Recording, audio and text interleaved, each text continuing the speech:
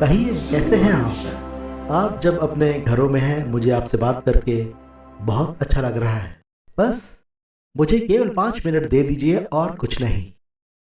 आज मैं आपसे अपने एक खास विषय पर बात करना चाहूँगा, जो पाया जाता है गलातियों 2 अध्याय के 20 वचन में। गलातियों 2:20, मैं मसीह के साथ क्रूस पर चढ़ाया गया हूँ और अब मैं जीवित ना रहा, पर मसीह मुझ में जीवित है।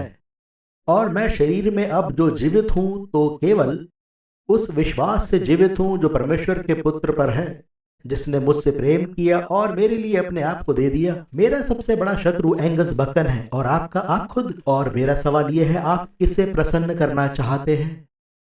सुनिए, दुनिया को तो आप कभी खुश नहीं कर पाएंगे और परमेश्वर को खुश करने के लिए आपको खुद को मारना होगा। दोस्त, मैंने लोगों को खुश करने का निष्फल प्रयास किया, लेकिन लोग खुश नहीं होते, है ना? हाँ, हो सकता है कुछ देर के लिए आप उन्हें खुश कर पाएं। आप महिलाएं जो मेरी बात सुन रही हैं, अपने पति को जरूर खुश करना चाहती होंगी, पर आप ऐसा नहीं कर पाएंगी। ये नामुमकिन है, केवल यीशु ही उन्हें खुश कर सकता है। तो आप उनके लिए दुआ कर सकती हैं। उन्हें बदल नहीं सकते, केवल परमेश्वर ही उन्हें बदल सकता है। और आप साहिबान, आप बहुत अधीर हैं कि आपकी पत्नी जल्दी ही विश्वासी बन जाए, पर आप जितना अधिक इसके लिए प्रयास करते हैं, वो परमेश्वर से उतना ही अधिक दूर हो गई। क्या ये सही नहीं है? हाँ एंगस, सही बात है। तो मैं क्या करूं? दुआ करें कि परमेश्वर उनके दिल को बदले, है ना?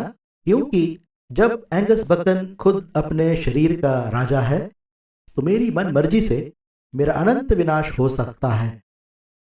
पर जब यीशु मेरे शरीर का राजा बन जाता है, तब शांति, मेल, प्रेम, ये सब जो पवित्र आत्मा के फल हैं, मेरे जीवन से प्रकट होने लगते हैं, क्योंकि अब मेरे अंदर मसीह का स्वभाव आ गया है। तो शैतान आपका शत्रु नहीं है, जी नहीं, बल्कि आप खुद।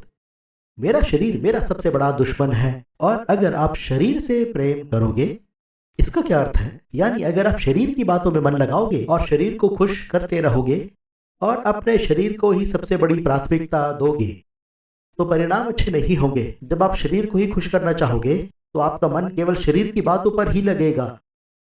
मुझे बड़ा घर चाहिए, मुझे बढ़िया कार चाहिए, मुझे बड़ी उपाधि चाहिए, मुझे बड़ा नाम चाहिए। मैं के सिवाय कुछ भी नहीं। दुनिया के कई बहुत नामचीन लोग, दुनिया के धनवान और रईस लोग आत्महत्या कर चुके हैं। आखिर क्यों?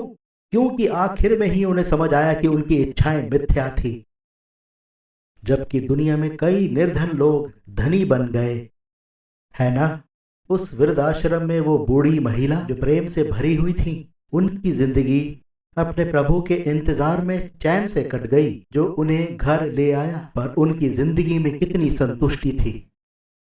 पहला तिमोथियुस 6 अध्याय 6 वचन कहता है, संतोष सहित भक्ति बड़ा लाभ होता है।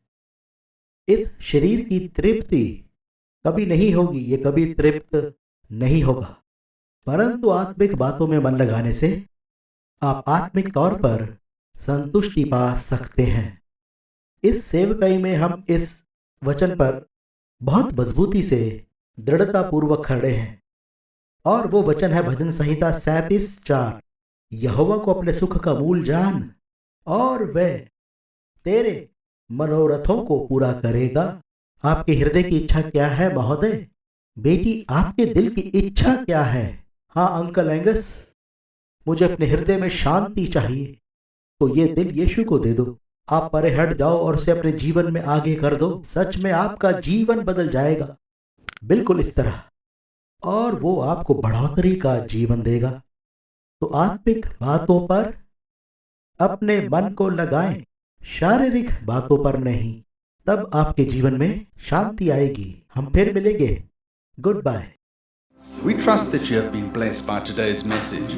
For more information, please visit angusbuchan.com.